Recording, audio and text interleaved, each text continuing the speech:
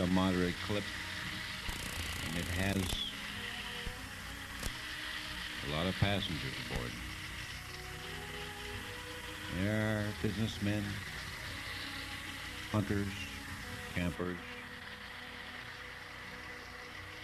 politicians, aristocrats, rich men, poor men. And it's wending away the many miles. There was a time when I was a part of that picture. It's a wonderful thing to travel. In those days, I was young, didn't have a lot of money, and I used the rails to ride, to travel, not in a plush seat with a compartment, a bed to sleep in, but dressed in a bunch of rags, with a sack thrown over my back. No money, no loan, no friends, no one to turn to.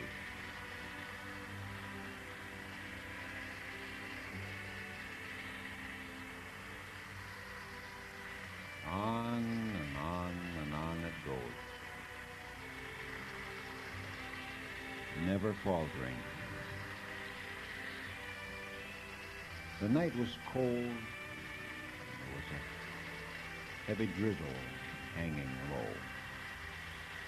Everything was wet and cold. And there I was,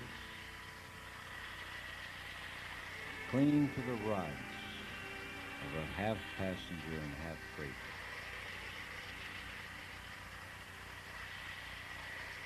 Kind of a dismal thought, but I planned on getting there one way or the other. I was going to St. Louis, find a job. What should I do? Should I move? The decision is up to me.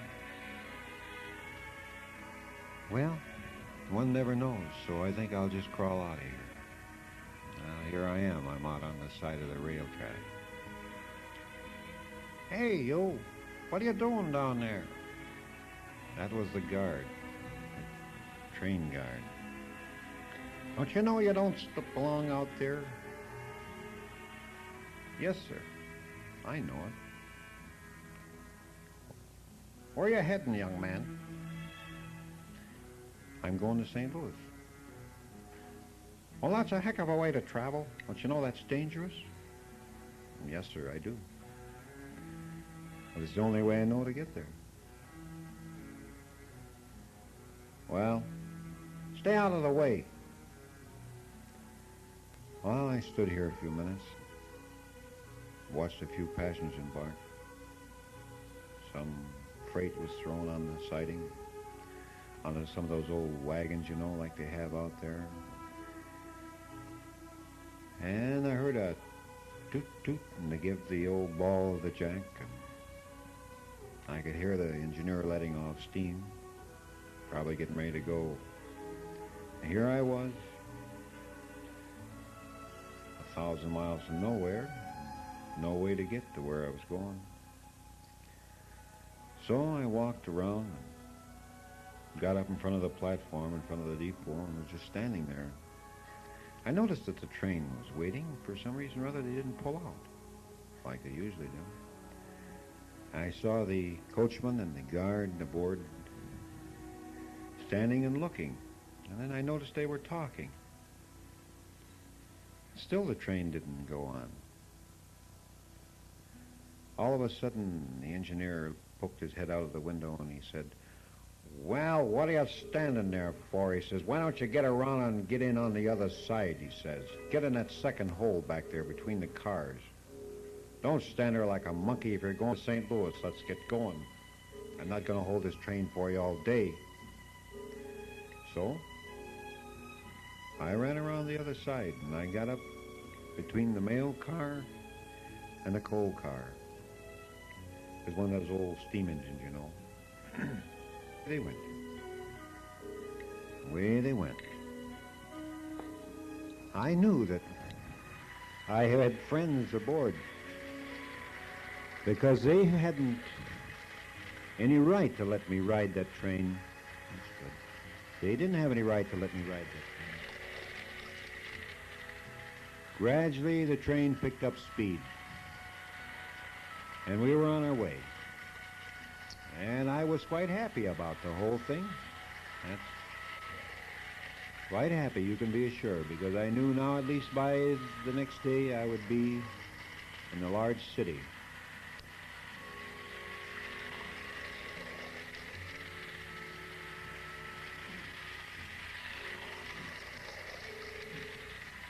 The night wore on, and it was quite a cold, dreary ride. Quite a dreary ride.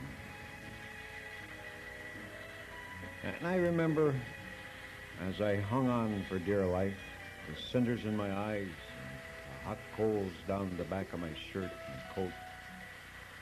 My hands were numb from clinging to the rail bars and the ladder. And once we came into a rainstorm, and I was drenching wet, shivering with cold. And the one time I was deluged with water, it just soaked me from head to foot. And I found out later that they had taken water on the run.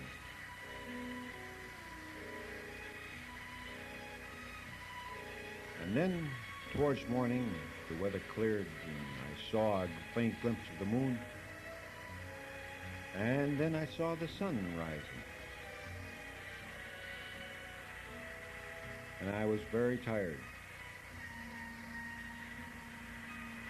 Now, I don't know why it is, but this train just never did stop. It just kept going and going and going.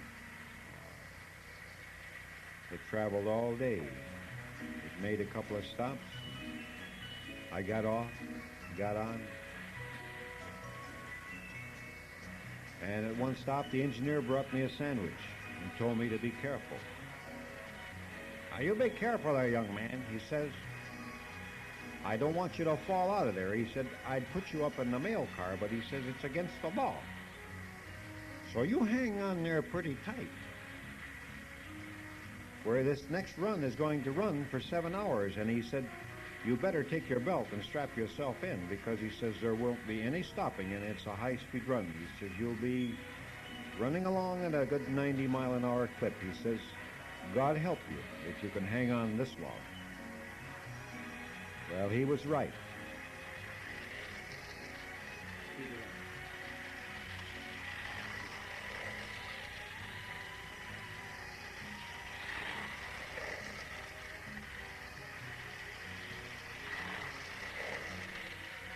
Well, the day wore on and the train continued on its way.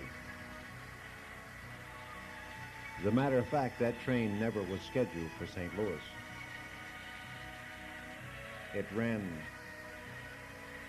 all the way to Detroit, Michigan. It was nightfall as she pulled into the freight yards on the outskirts of Dearborn, and I thought I recognized the lights, as I had been here a couple times before. When we were coming into a lot of heavy settled areas, the train finally stopped, and it waited, and it waited, and I thought they must be waiting for a passenger train or some other train to come through. I thought perhaps they were on a siding. And I waited, and I waited. I was so numb and cold I could hardly think. All of a sudden, I heard, "Hey, young man, you think I'm going to hold this train up for you all day? You better get unstrapped and get down on the ground." He says, "This is Detroit, Michigan." He says, "I've only got 15 minutes to make the station, so would you kindly throw your baggage off? There'll be no charge for this trip." And sure enough, I threw my bag on the ground and strapped my belt. And he gave the old ball of the jack, and he took off, and they pulled into Grand Central Station.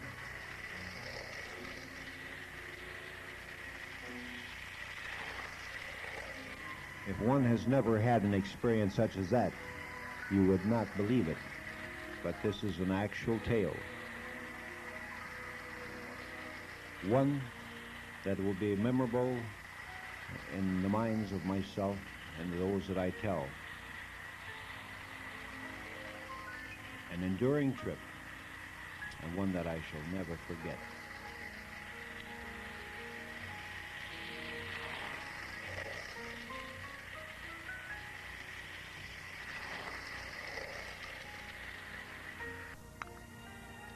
Since this is my first attempt at recording and telling a story, I'm going to preserve this tape and give it to my son Jamie, so that I might give him something to remember me by.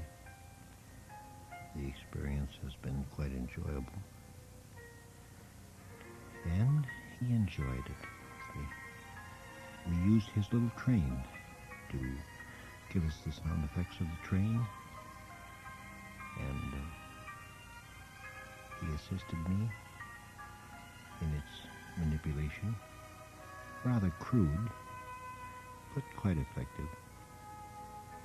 So naturally, he enjoyed it because of his participation. This is something that every man should do. Spend a little time with children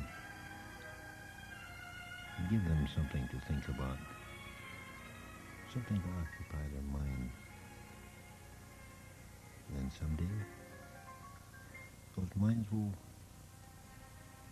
repay them in wonderful memories.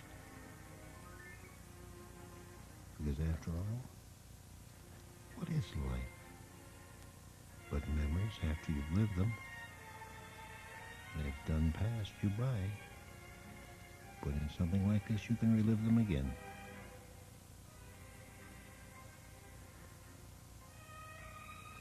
I'm tired, but I live on, because that is why I'm here.